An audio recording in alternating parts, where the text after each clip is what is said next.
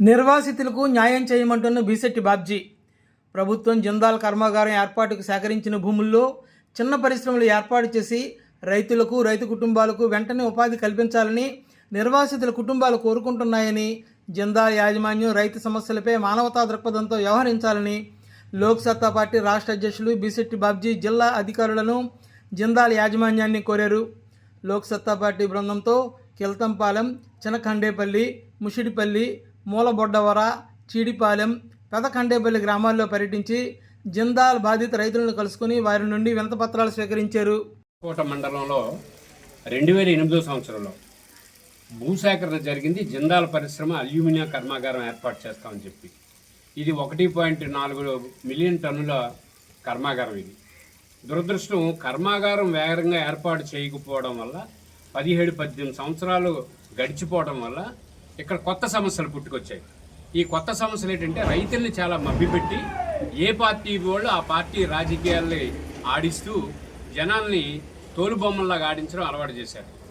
ఇప్పుడు లోక్సత్తా పార్టీ నుంచి ఆ రోజు భూసేకరణ జరిగినప్పుడు రైతులకు జరిగిన అన్యాయం పైన, ప్రభుత్వం చేస్తున్న అరాచకాలపైన, రెవెన్యూ యంత్రాంగం చేస్తున్న అరాచకాలపైన, యాజమాన్యం చేస్తున్న అరాచకాలపైన ఆ రోజు ప్రభుత్వం ఎవరుంటే వాళ్ళకి మేము ఒక నివేదిక ఇచ్చాం. అందులో అన్యాయాల, అక్రమాలు వివరాలు పెట్టాం. అలాగే ఏసీబీ యాక్షన్ తీసుకోమని చెప్పుకోవడం, లోకాయుక్తలో కేసు ఫైల్ చేశాం. అప్పటి నుంచి ఇప్పటి వరకు మేము రైతుల పక్షాన పోరాటం చేస్తున్నాము. ఇప్పుడు కొత్త గందరగోళం. ఆ రోజు ఎవరైతే కర్మాగారం వద్దన్నారో వాళ్ళు ఏమని కావాలని, ఆ రోజు కర్మాగారం నిరపాలని వెనకాతలు ఉన్న వాళ్ళు వద్దని అనవసరమైన డిమాండ్లతో రైతుల్ని, ప్రభుత్వాన్ని గజిబిజి. ఈ పరిస్థితిలో లోక్సత్తా పార్టీ నుంచి మేము జిందాల్ భూసేకరణ ప్రాంతంలో ఫీల్డ్ విజిట్కి వచ్చాం. ఈ ఫీల్డ్ విజిట్కి వస్తే అనేక రకాల అక్రమాలు బయటపడ్డాయి. ఎంత దారుణం అంటే భూమి మీద ఒకరున్నారు, డబ్బులు ఒకరికి ఇచ్చారు. అసలు యాజమాన్యం చెప్పిన మాట ఒకటి, చేసిన మాట ఒకటి.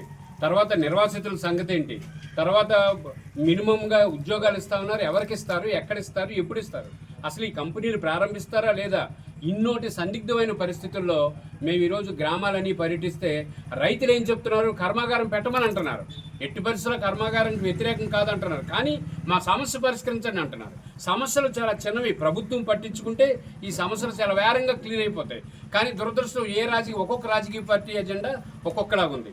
ఇక్కడ పరిష్కరించాల్సిన తెలుగుదేశం పార్టీ పెద్దలు, అంటే విశాఖపట్నం నియోజకవర్గం నుంచి పార్లమెంట్ నుంచి పోటీ చేసిన శ్రీభర్త కానీ, ఇక్కడ స్థానిక ఎమ్మెల్యే లలిత కుమారి కానీ, లేకపోతే మరి విజయనగరం జిల్లా నుంచి ప్రాతినిధ్యం చేసిన మంత్రి కానీ ఈ పాటికే ఈ గ్రామాల్లో గ్రామ సభలు నిర్వహించాలి, ఈ రైతులతో కూర్చోవాలి, వాళ్ళ సమస్య పరిష్కరించాలి. అంతేగాని ఎవరికి నచ్చిన టెంట్ వాళ్ళు వేసుకొని, ఎవరికి ప్యాకేజీ అవకాశం ఉంటే, లేకపోతే ఎవరో వ్యక్తిగత అవసరాల కోసం చెప్పి రైతులు తప్పుదో పట్టిస్తున్నారు.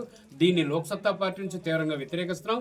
ఇప్పుడు మేము తీసుకున్నటువంటి వివరాలన్నీ కలిపి గౌరవ జిల్లా కలెక్టర్ డాక్టర్ బిఆర్ అంబేద్కర్ గారికి, అలాగే జిందాల్ యాజమాన్యానికి, రాష్ట్ర ప్రభుత్వానికి ప్రత్యేక నివేదిక తయారు చేసి మేము అందించడం జరుగుతుంది.